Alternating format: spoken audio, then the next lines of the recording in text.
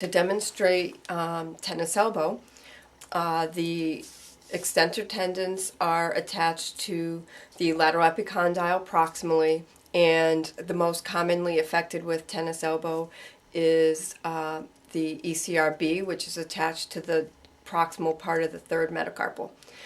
So when the patient flexes, they're putting stress on the lateral epicondyle, and also as they extend, the contraction of the muscle puts some stress on both ends, the lateral and the proximal portion of the third metacarpal.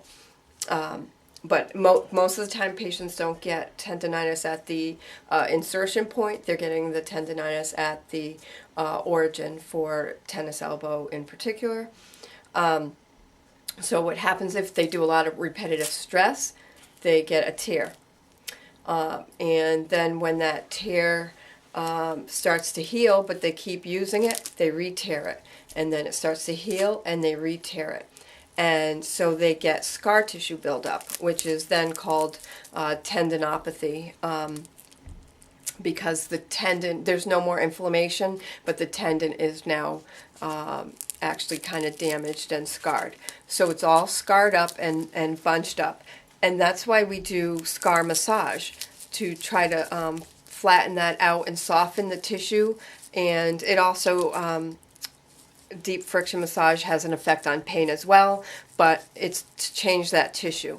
And then really protected stretching. So we talked about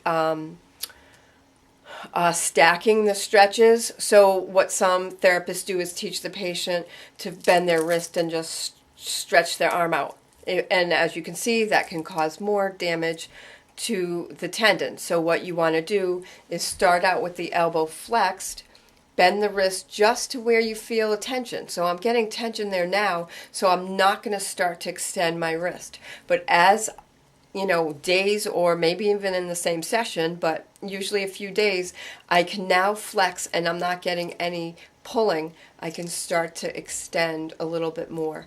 And if you hold your wrist, it's only to keep your wrist from popping back up, not a forceful break your wrist kind of tension or real pain here. You need to feel some discomfort, a stretch, but not a painful tearing, because then you'll surely need surgery.